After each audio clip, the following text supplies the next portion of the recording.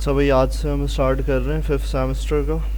सही, fifth semester में हमारे पास क्या क्या चीज़ें हैं। सबसे पहले जैसे सारे सेमेस्टर्स में हम लोग इंट्रोडक्शन देखते हैं, वैसे ही हम यहाँ पर सबसे पहले ये चीज़ देखते हैं। तो फिफ्थ सेमेस्टर तुम्हारा जो बेस करता है वो पूरा क्या है, MERN स्टैक डेवलपमेंट। यानी कि सिर्फ तुम्हारा फोर्थ सेमेस्टर जो था वो मोबाइल एप्लीकेशन डेवलपमेंट पे था। अब दोबारा तुम्हारे पास जैसे थर्ड सेमेस्टर में .NET पे काम किया था, वेब एप्लीकेशन पे, इसी तरीके से तुम्हारी MERN स्टैक डेवलपमेंट भी वो भी वेब एप्लीकेशन डेवलपमेंट के लिए इस्तेमाल होती है। तो यहाँ पर दो चीज़ें हो सकती हैं, MERN और मीन। तुम्हारे पास जो है वो क्या है, वो MERN है कोर्स का, मीन नहीं है। तो मीन और MERN में डिफरेंस क्या है, आर और ए का। तो इसका मतलब क्या है, क्या क्या कंपोनेंट्स हैं इसमें। सबसे पहले तुम्हारे पास MongoDB, सही, और दूसरा उसके बाद तुम्हारे पास क्या है, दूसरा है एक्सप्रेस, तीसरा तुम्हारे पास है रिएक्ट, और चौथा तुम्हारे पास क्या है, Node.js। Node.js से तुम लोग फेमिलियर हो, Node.js हमने काम भी किया उस पर, फ्लटर CLI जब यूज़ कर रहे थे उसके लिए भी Node.js, और उसमें थोड़ा सा इंट्रोडक्शन वहाँ पर भी दिया था Node.js का, कि आया कि Node.js होती क्या चीज़ है। सही, तो ये पूरा जो तुम्हारे पास सेमेस्टर है ये जावास्क्रिप्ट पे बेस करता है। यानी कि जावास्क्रिप्ट को तुम सर्वर साइड पे कैसे चलाते हो, यानी कि इसमें टोटली पूरे जो जावास्क्रिप्ट है वो डेटाबेस को एक्सेस कर रही होगी, सारी चीज़ें जावास्क्रिप्ट के थ्रू हो रही होंगी। सही, तो यहाँ पर MongoDB जो है वो किस लिए इस्तेमाल होता है, वो होता है डेटाबेस के लिए। यानी कि हमारे पास एक डेटाबेस मौजूद होगा जिसमें डेटा स्टोर हो रहा है। तो जैसे फायरबेस था वैसे ही तुम्हारे पास यहाँ पर MongoDB भी मौजूद है। और फिर उसके बाद तुम्हारे पास ये जो एक्सप्रेस लिखा था ये क्या है तुम्हारे पास, ये Node.js का फ्रेमवर्क है। सही, Node.js का फ्रेमवर्क है। यानी कि इसको किस लिए किया जाता है, जैसे हमने ASP.NET में वेब API का कॉन्सेप्ट पढ़ा था, तो यहाँ पर एक्सप्रेस फ्रेमवर्क में वेब APIs क्रिएट की जाती हैं। यानी कि यहाँ पर तुम्हारा टोटली प्रोजेक्ट कैसा होगा, वेब API बेस्ड होगा। यानी कि भाई वेब API बनाई और फिर उसके बाद उसको कंज्यूम किया। सिर्फ हमने एंगुलर में क्या किया था, CRUD ऑपरेशन किया था, क्योंकि वहाँ पर हमारा प्रोजेक्ट का पार्ट नहीं था। तो यहाँ पर टोटली पूरा प्रोजेक्ट जो है उसकी वेब API बन रही है। किसी भी लॉगिन, रजिस्ट्रेशन या फिर कुछ कार्ड का सिस्टम है, वहाँ पर हर किसी की वेब API जब तक नहीं बनेगी तब तक तुम क्या नहीं कर सकते, जब तक तुम फ्रंट एंड पे उसको कंज्यूम नहीं करवा सकते। यानी कि तुम्हारी React.js के अंदर रिएक्ट नेटिव की बात नहीं हो रही, रिएक्ट नेटिव होता है मोबाइल एप्लीकेशन के लिए, यहाँ React.js की बात हो रही है। यानी कि जावास्क्रिप्ट, रिएक्ट जावास्क्रिप्ट में फ्रंट एंड का इस्तेमाल होता है। यानी कि तुम्हारे पास तुम्हें क्लाइंट जैसे एंगुलर पढ़ा था वैसे ही React.js होती है। तो यहाँ पर हमारे कोर्स में React.js है। अब मीन क्या है, अगर इतना सारा एक्सप्लेन कर दिया है तो मीन का खुद डिफरेंस जान सकते हो कि अगर मैं React.js की जगह एंगुलर को इस्तेमाल कर लूँ अपने इस MERN स्टैक डेवलपमेंट में, तो वहाँ पर वो क्या कन्वर्ट हो जाएगा, मीन। क्योंकि वेब API कहीं पर भी कंज्यूम की जा सकती है, आया कि वो React.js हो या फिर तुम्हारे पास एंगुलर हो, क्योंकि दोनों क्या हैं, जावास्क्रिप्ट के तुम्हारे पास फ्रेमवर्क बनाए हुए हैं। तो ये चीज़ तुम्हारे पास कॉन्सेप्ट क्लियर होना चाहिए। यानी कि इस पूरे सेमेस्टर में तुम्हें बस यही काम करना है। और Node.js भी क्या है, Node.js मेन पार्ट है। यानी कि मेन पार्ट पहले काम होता था Node.js के ऊपर, लेकिन उसके बाद ये फ्रेमवर्क इंट्रोड्यूस किया है। और फ्रेमवर्क किस लिए होता है, आसानी पैदा करने के लिए कि भाई शॉर्ट कोड हो जाए। तो नोड में लंबा कोड होता था, इसलिए एक्सप्रेस को इंट्रोड्यूस किया है। एक्सप्रेस के अलावा भी बहुत सारे फ्रेमवर्क मौजूद हैं, लेकिन तुम्हारे कोर्स में सिर्फ एक्सप्रेस मौजूद है अभी, कि भाई तुमने एक्सप्रेस फ्रेमवर्क पे काम करना है, वो सीखना है। इसके अलावा व्यू है, Next.js है, ये सब किस लिए होते हैं, वेब API क्रिएशन के लिए होते हैं। सही, तो यहाँ पर तुम्हारा ये MERN स्टैक का इंट्रो होता है कि भाई फिफ्थ सेमेस्टर का तुम्हारा पूरा प्लेटफॉर्म ये है, तुम्हारा यही पैटर्न होगा। तो स्टार्ट कहाँ से करना है, सबसे पहले डेटाबेस की बात होती है हर सेमेस्टर में। तो यहाँ पर भी तुम्हारे पास तुम्हारा पहला कोर्स जो है वो क्या है, MongoDB, यानी कि Mongo डेटाबेस। तो पहले उसको देखते हैं हम कि हमारे पास MongoDB है क्या, क्या चीज़ें हैं। तो सबसे पहले आ जाते हैं यहाँ पर, और इसमें मैं स्लाइड ओपन करता हूँ और यहाँ पे स्टार्ट करते हैं MongoDB को। अच्छा भाई, यहाँ पर हमारे पास सबसे पहले इंट्रोडक्शन MongoDB का। कि हमारे पास किस तरीके से MongoDB है, क्या क्या क्या चीज़ें होती हैं इसमें। तो अब यहाँ पर MongoDB में सबसे पहली चीज़ हमारे पास देखो, यहाँ एजेंडा देखो क्या क्या है। एजेंडा हमारे पास है, सबसे पहली चीज़ एक लिखी हुई है जो कि इम्पॉर्टेंट है MongoDB के हवाले से, what is no SQL, type of no SQL. फिर उसके बाद एसक्यूएल के साथ डिफरेंस है, एसक्यूएल वर्सेस नो एसक्यूएल, और कब यूज़ करना है नो एसक्यूएल, तो when to use no SQL. यानी कि MongoDB का इंट्रोडक्शन तो बाद में आएगा, लेकिन पहले एक इम्पॉर्टेंट चीज़ है, वो क्या है, नो एसक्यूएल। तो अब नो एसक्यूएल का अगर रिलेटेबिलिटी देखें तो वहाँ पर फायरबेस में हम देख के आए थे, तो फायरबेस में भी अगर उसको एक टाइटल दें तो वो भी नो एसक्यूएल पार्ट ही था। सही, तो यहाँ पर देखो, यहाँ लिखा हुआ है नो एसक्यूएल डेटाबेस क्या होता है। The term no SQL database refers to any non relational. सिर्फ यहीं पर बात खत्म हो जाती, और के आगे तुम्हें पढ़ने की ज़रूरत ही नहीं है कि नॉट ओनली एसक्यूएल, ये और कंफ्यूजिंग पार्ट है। नॉट रिलेशनल यानी कि जहाँ पर हमें रिलेशन बनाने की ज़रूरत ना पड़े, यानी कि तुम्हारा RDBMS डेटाबेस ना हो। हम अभी तक जितने भी डेटाबेस पढ़ते हुए आए हैं, चाहे वो MySQL हो, चाहे वो SQL हो, सब क्या थे, वो किस पे बिलोंग करते थे, वो करते थे RDBMS पे, यानी कि रिलेशनल डेटाबेस मैनेजमेंट सिस्टम। अगर मैंने यहाँ पर नो एसक्यूएल को बोला नॉट रिलेशनल, इसका मतलब है इन सब की कहानी ख़त्म हो गई, यानी कि इनमें जो काम होता था वो यहाँ पर नहीं होगा। बात समझ में आ रही है? तो यहाँ पर नो एसक्यूएल का मतलब है कि भाई नॉन रिलेशनल डेटाबेस हो, यानी कि हमारे उसमें डेटाबेस में रिलेशनशिप की ज़रूरत ना पड़े। तो यहाँ पर किस लिए, जब अब ये सवाल पैदा होता है कि भाई यहाँ पर जब रिलेशनशिप ही नहीं बन रहा तो इसको ज़्यादा एडवांटेज क्यों दिया जाता है कि नो एसक्यूएल ज़्यादा बेहतर है।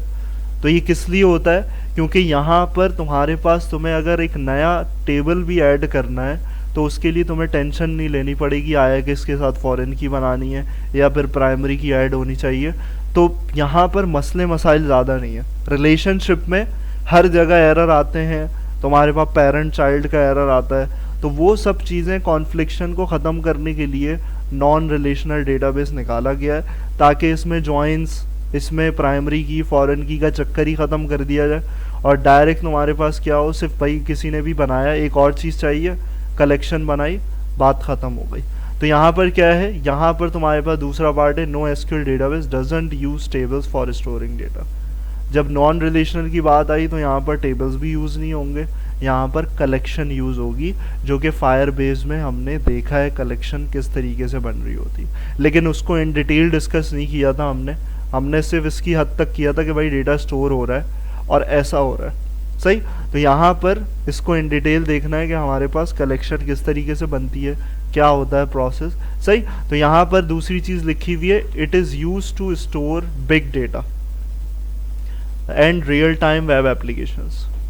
सही, बिग डेटा का मतलब ज़्यादा तादाद में हो गया डेटा, क्योंकि यहाँ पर तुम्हारे पास कुछ और सपोर्ट भी आएंगी। सिर्फ इतना मकसद नहीं है कि तुम्हारे पास कलेक्शन बन रही है तो तुम बोल रहे हो कि हाँ सही है बिग डेटा है, यहाँ पर कोई चीज़ें नहीं होंगी और कुछ सारा फ़ायदा है। और भी बिग डेटा में चीज़ें होती हैं कि क्या क्या एडवांटेज देता है फायरबेस और MongoDB, तो ये कुछ एडवांटेजेस भी दे रहे होते हैं कि भाई हमारे पास कुछ चीज़ें और होती हैं एक्स्ट्रा जो यहाँ सपोर्ट कर रही होती हैं, वो कुछ कंपोनेंट्स हैं, अलग अलग चीज़ें जो मेंटेन करके रख रहे होते हैं ये लोग। सही, तो यहाँ पर and real time web application, real time web application क्या होती है, जिसमें रोज़ ट्रांजेक्शन हो रही हो।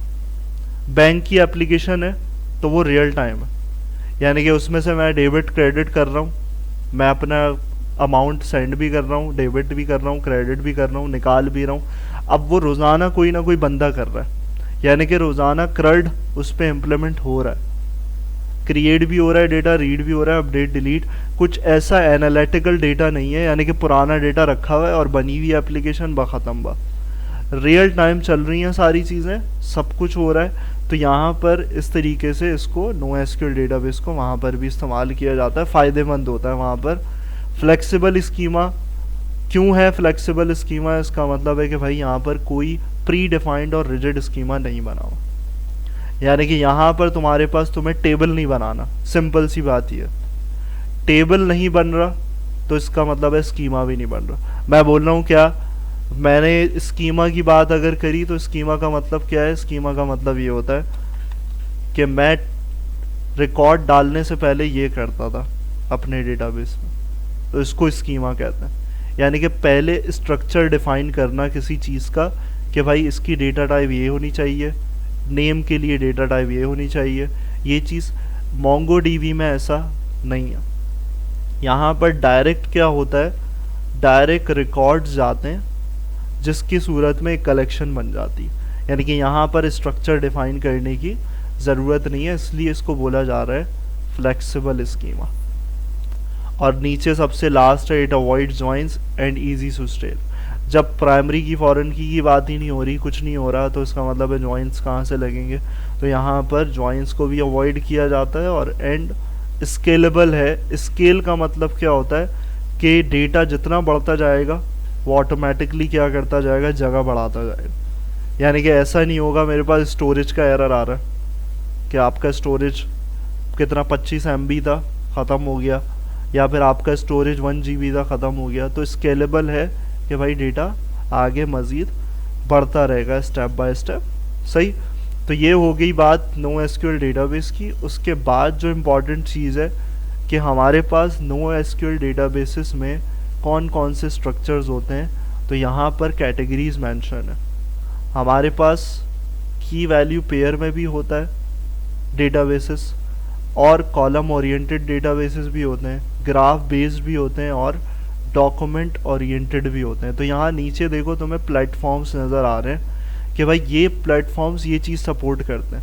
की वैल्यू जो है वो ये प्लेटफॉर्म्स हैं, कुछ जो यहाँ पर नाम है ये सपोर्ट करते हैं। डॉक्यूमेंट बेस्ड में तुम्हारे पास तुम्हें पहला ही नाम नज़र आ रहा है MongoDB।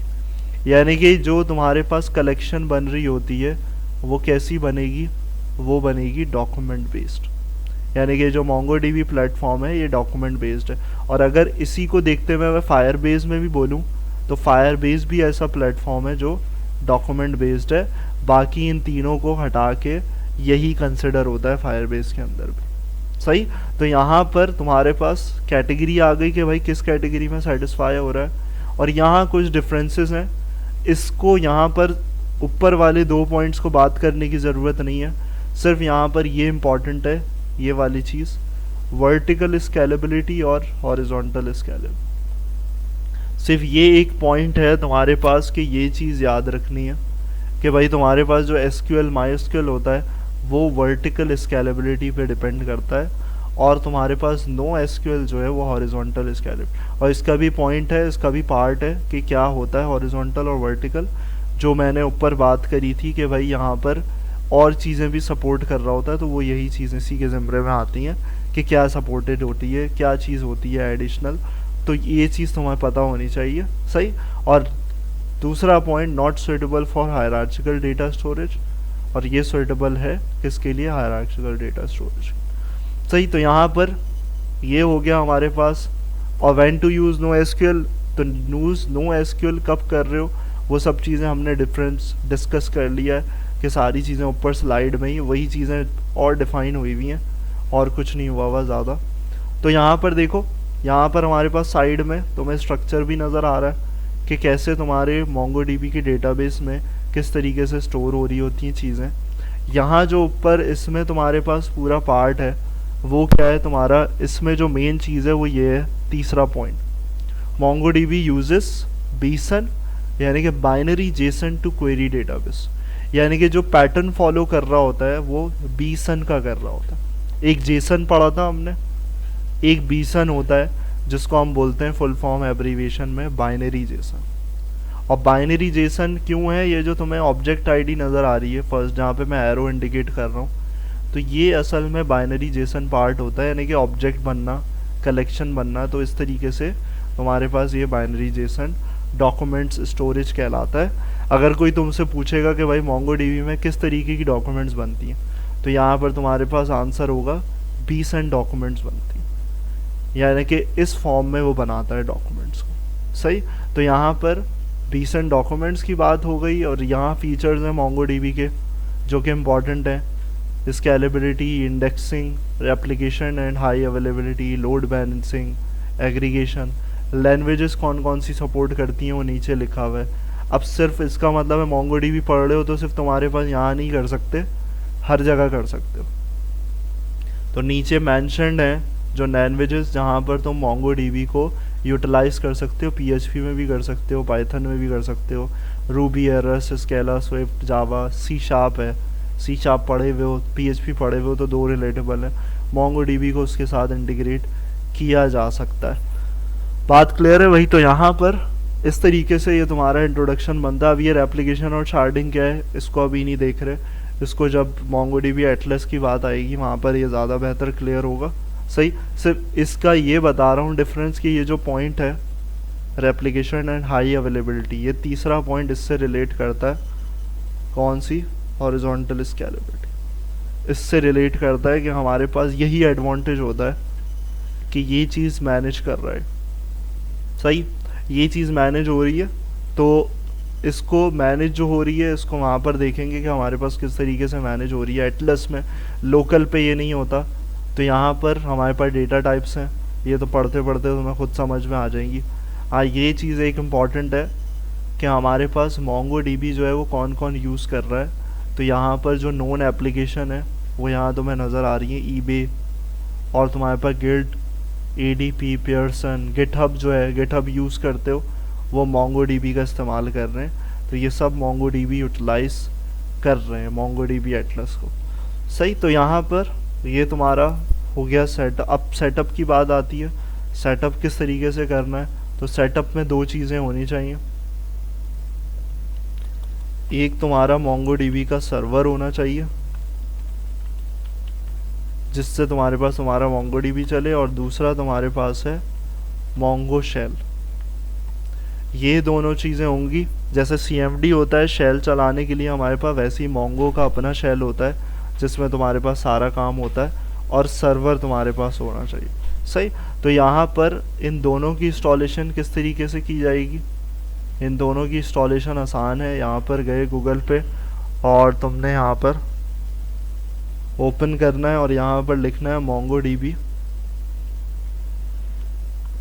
शेल डाउनलोड, और इसको लिख के सबसे पहले ही तुम्हारे पास आएगा लिंक इधर MongoDB शेल डाउनलोड, और इसको क्लिक करोगे MongoDB की साइट पे आओगे, और यहाँ पर आकर तुम्हारा जो भी लेटेस्ट वर्जन है रिकमेंड कर रहा होगा, यहाँ जिप पैकेज लिखा हुआ है, इसको यहाँ पर ड्रॉप डाउन पे आओगे, MSI पे क्लिक करके इसको कर लोगे डाउनलोड।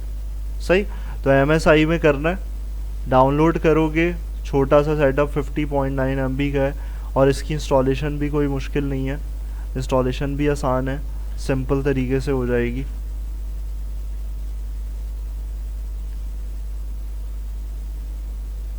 सही, तो इंस्टॉलेशन में तुम्हें क्या करना है, डबल क्लिक किया, यहाँ पर आए नेक्स्ट।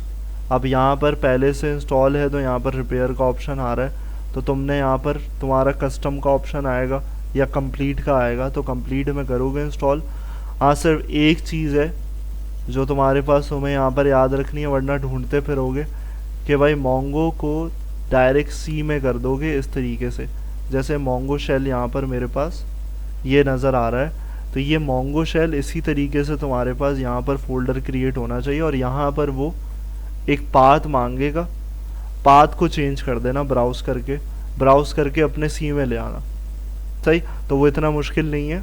तो ये Mongo शेल के लिए तुम्हारे पास इस तरीके से, और MongoDB सर्वर शेल जब चलेगा जब तुम्हारे पास तुम्हारा सर्वर होगा, तो उसको भी यहाँ पर MongoDB सर्वर डाउनलोड एंटर किया तो तुम्हारे पास सर्वर को भी रिकमेंड कर देगा। तो नीचे आना है और यहाँ पर ये देखना है तुम्हें MongoDB community server download. Community server download पे आओगे और यहाँ पर डायरेक्टली ये MSI रिकमेंडेड होता है, तो उसको भी डाउनलोड करोगे, और इसको भी डाउनलोड करने के बाद तुम्हारे पास कुछ इस तरीके से तुम्हारा ये बड़ा है सेटअप थोड़ा सा, ये सारी चीज़ें, और ये सॉफ्टवेयर्स के फोल्डर में भी रखा हुआ है तुम्हारे सर्वर के अंदर।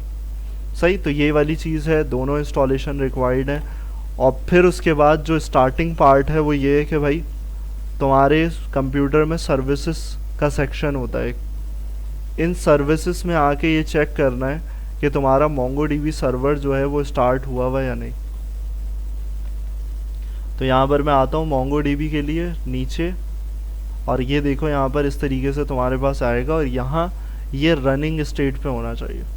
अगर कोई चीज़ चल नहीं रही है, मसला कर रही है, वैसे आया कि मसला होता नहीं है, इंस्टॉल करके डायरेक्ट रनिंग करता है, इसको स्टार्ट करने की ज़रूरत नहीं होती, सिर्फ चेक करना होता है। तो अदरवाइज़ तुम यहाँ पर इस तरीके से राइट क्लिक करके स्टार्ट कर दोगे। अगर किसी खुदा न खास्ता ये स्टार्ट नहीं हुआ हुआ तो यहाँ पर स्टार्ट करके इसको रन करोगे, देन तुम्हारा बाकी आगे एक प्रोसेस होगा कि किस तरीके से तुम्हारी सारी चीज़ें होती हैं। सही, तो यहाँ पर अगला पार्ट आता है कि भाई तुम्हारे पास किस तरीके से तुम्हें बनाना है, डेटाबेसेस किस तरीके से क्रिएट करने हैं। तो यहाँ पर इसके लिए सारी हमारे पास चीज़ें मौजूद हैं कि किस तरीके से डेटाबेस क्रिएट करोगे। यहाँ पर देखो, जैसे हम पहले यूज़ करते थे हमारे MySQL SQL में यूज़ MyDB, तो यही क्रिएट करने के लिए होता है, यानी कि डेटाबेस बनाने के लिए अलग से कोई कमांड नहीं है।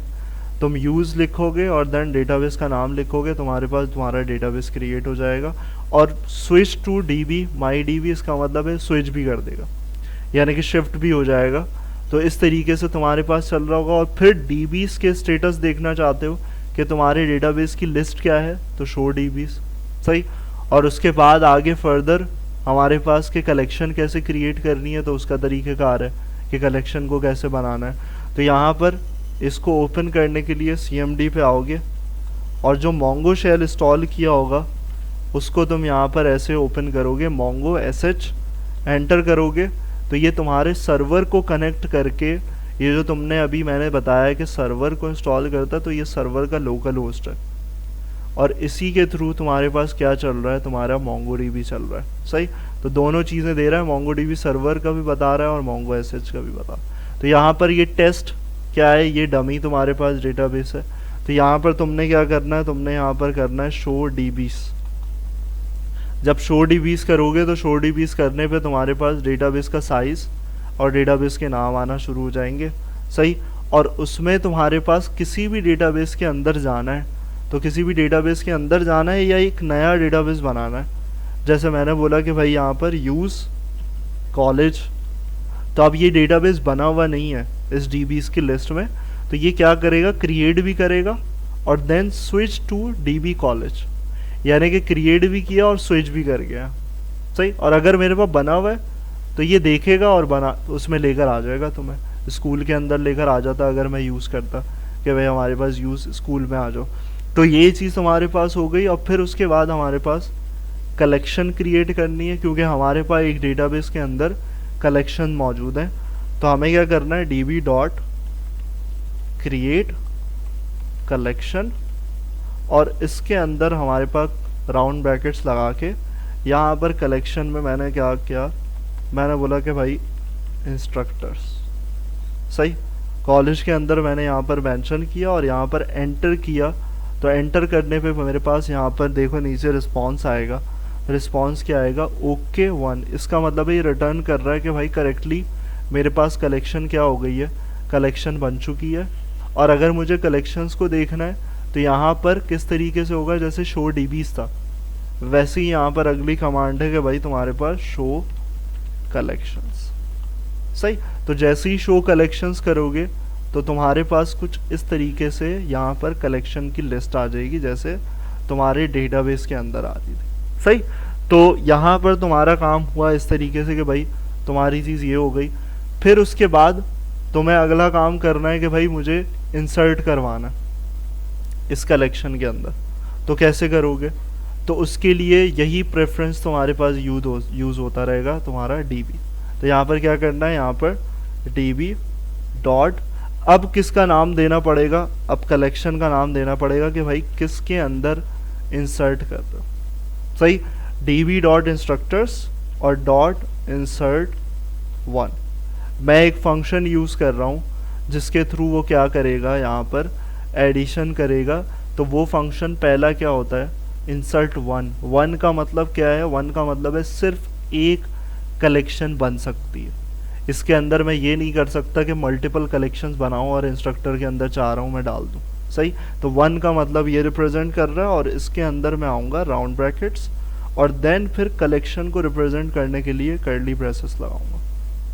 कर्ली ब्रेसेस लगाया। अब इसका देखो, अब कुछ स्ट्रक्चर नहीं बना रहे, हम कुछ भी नहीं कर रहे, तो फ्लेक्सिबल स्कीमा है, मेरी मर्जी में कुछ भी डालूँ इसके अंदर। सही, तो मैं यहाँ पर देता हूँ कि भाई नेम।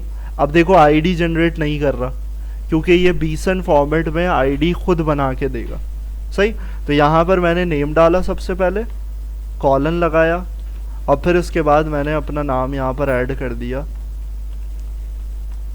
इस तरीके से, और फिर मैं बाहर आया कॉमा, फिर उसके बाद मैंने ईमेल। तो अब मैं एक्सटेंड कितना भी करूँ इस कलेक्शन को, ये मेरे ऊपर डिपेंड करता है कि मैं इसमें 4 चीज़ें डालूँ, मैं 5 डालूँ, 6 डालूँ। तो यहाँ पर ईमेल ऐड करी,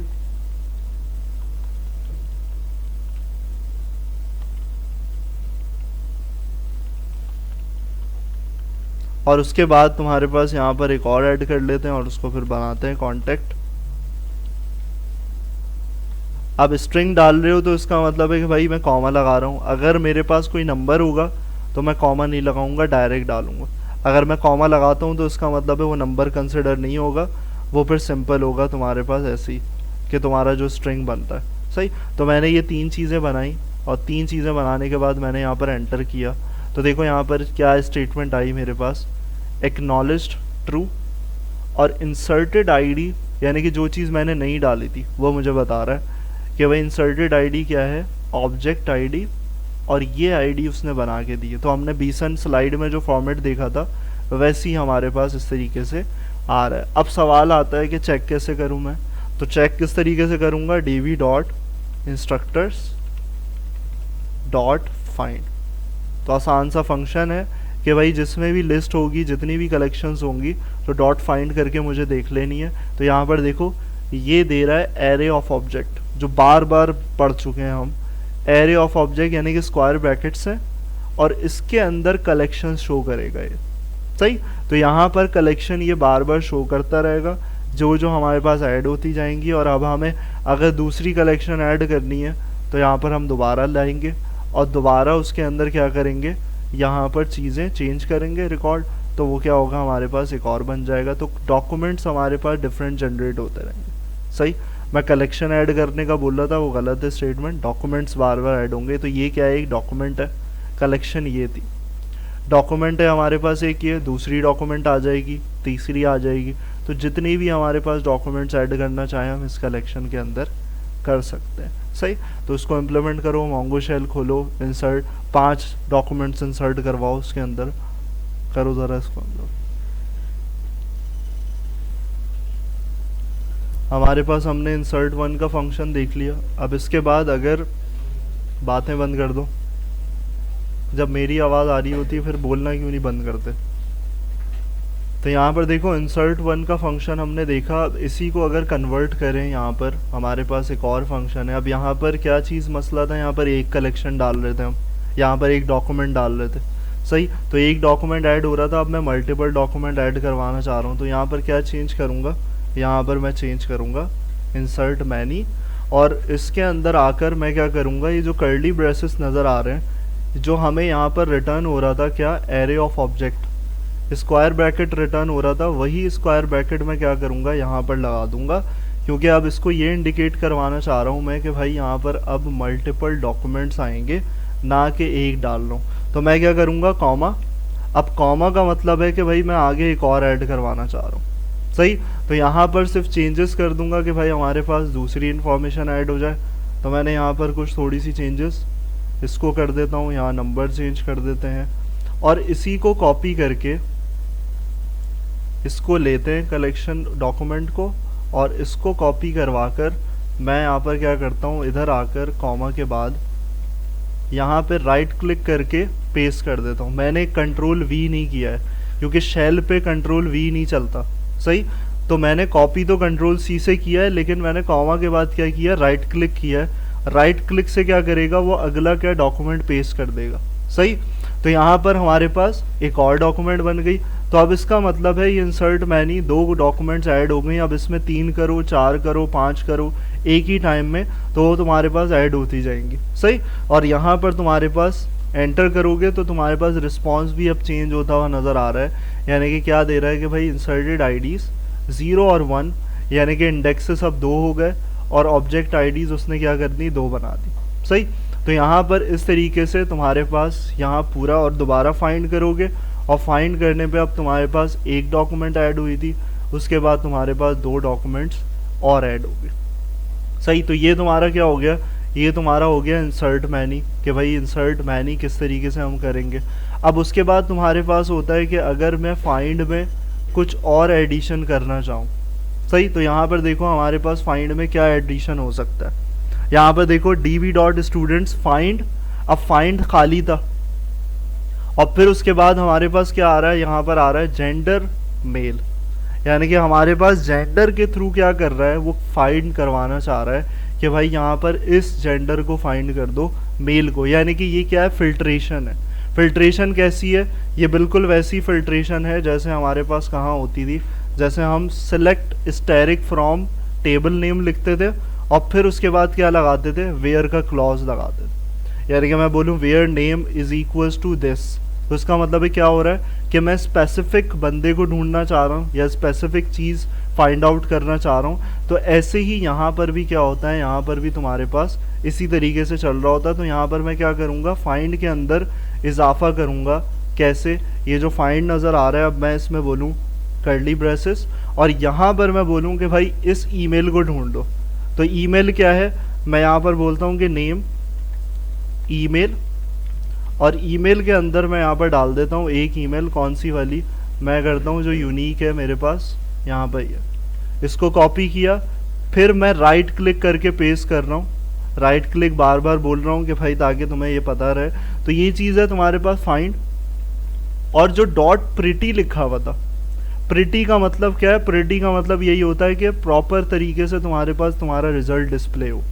कभी कभार ये होता है कि शेल में तुम्हारे पास ये कलेक्शन डॉक्यूमेंट्स जो हैं वो एक के बाद एक नज़र आना शुरू हो जाएंगी जैसे तुम डाल रहे हो कभी कभार। तो प्रिटी क्या होता है, प्रिटी सही करने के लिए होता है कि भाई तुम्हारे जो डॉक्यूमेंट का फॉर्मेट है वो पूरा तुम्हारे पास प्रॉपर तरीके से नज़र आए।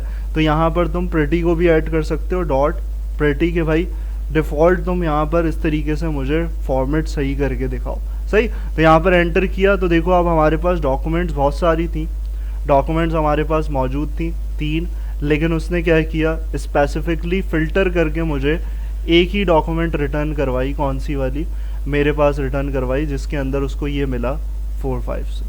सही, तो ये क्या है, ये फिल्ट्रेशन प्रोसेस है कि फ़िल्टर किस तरीके से करते हो। सही, और इसके बाद तुम्हारे पास तुम्हारी एक एग्जांपल और नज़र आ रही है कि तुम्हें और क्या नज़र आ रहा है, और क्या ऐड कर सकते हो। तो यहाँ पर देखो क्या लिखा हुआ है, ID 0, नेम 1, एज 1। इसका मतलब क्या है, इसका मतलब अगर इसको ऐसे समझो तो यहाँ पर अगर आओ, अब मैं देखो वेयर लगा रहा था, अब मैं डेटाबेस की क्वेरी पूरी करता हूँ। एक काम तो ये होता है सिलेक्ट स्टैरिक, अभी जो हमने किया था वो ये काम है, select asterisk from table name.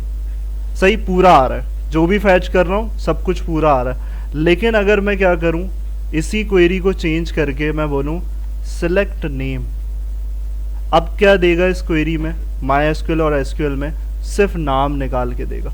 Find specific ही करेगा, लेकिन उस डॉक्यूमेंट के अंदर भी क्या करेगा, एक स्पेसिफिक चीज़ को ला के देगा, एक फील्ड को ला के देगा। तो यही एडिशनल पार्ट यहाँ पर ये समझ लो इस तरीके से करते हैं, ऑन एंड ऑफ। यानी कि तुम्हारे पास 0 है, इसका मतलब है तुम क्या कर रहे हो, ऑफ स्टेट कर रहे हो कि भाई मुझे ID नहीं देखनी। सही, और जिसको 1 दे रहे हो इसका मतलब है उसको ऑन कर रहे हो कि भाई मुझे नेम देखना है, मुझे एज भी देखना है। सही, तो मैं यहाँ पर क्या करूँ, मैं यहाँ पर आकर इसको इस तरीके से यहाँ पर देखते हैं कि भाई यहाँ पर मैंने किया, और फिर उसके बाद कर्ली ब्रेसेस जिस तरीके से लगा हुआ है वैसे ही लगाना है हमें। तो कॉमा लगाकर यहाँ पर इसी के अंदर कर्ली ब्रेसेस अगेन लगाया, और मैंने यहाँ पर क्या किया, मैंने _ID जो डिफ़ॉल्ट बन रही है उसको यहाँ पर क्या कर दिया, मैंने यहाँ पर 0 बोल दिया। सही, और 0 बोला और आगे कॉमा लगा के मैंने नेम को क्या बोला, मैंने नेम को बोल दिया 1। सही, और एंटर किया तो मेरे पास देखो क्या हुआ, मेरे पास यहाँ पर तुम्हारे पास जो पूरी इंडिकेशन थी सब कुछ ख़त्म कर दिया उसने, सिर्फ उसने 1 को देखा कि भाई 1 तुम्हारे पास क्या हो रहा है। अब देख यहाँ क्वेश्चन ये एक और है कि मैंने सिर्फ ID को ही क्यों 0 किया। सही, मैंने ईमेल को क्यों 0 नहीं किया, मैंने कॉन्टैक्ट को क्यों 0 नहीं किया, क्योंकि ID का डिफ़ॉल्ट बिहेवियर है कि वो आएगी, उसको ऑफ करना ज़रूरी है। बाकी फील्ड्स तुम्हारी नहीं आएंगी, वो किस पे डिपेंड करती हैं, वो इस पे करती हैं। यानी कि उसको मेंशन करोगे तो होगा, अदरवाइज वो 0 ही है। बात समझ में आ रही है? तो यहाँ पर आईडी को बताना ज़रूरी है, अगर आईडी को छोड़ोगे तो आईडी रिटर्न करेगा वो साथ। सही, तो आईडी को ऑफ करना ज़रूरी है, बाकी सारी चीज़ों को बताना, मेंशन करना है। यानी कि मैं अगर इसको आगे चाहता हूँ कि भाई अगर ऐसी स्टेट दी है तो मैं यहाँ पर लिखूँगा कॉमा कि भाई मुझे एक और चीज़ देखनी है ईमेल, तो मैं ईमेल मेंशन करूँगा और देन 1 करूँगा, देन वो रिटर्न करेगा आउटपुट में नेम के साथ एक ईमेल। यानी कि स्पेसिफिक भी कर रहा है और मेरे मुताबिक जो फील्ड्स हैं वो रिटर्न करवा के दे रहा है। बात क्लियर है भाई? तो यहाँ पर इसको इंसर्ट मैनी को, और ये जो डिफरेंट सिचुएशन है कि भाई ये फाइंड करके इस तरीके से देखना है और फिर इसको ऑफ करना है किस किस चीज़ों को, तो इन तीनों को करके देखो क्वेरीज को इम्प्लीमेंट।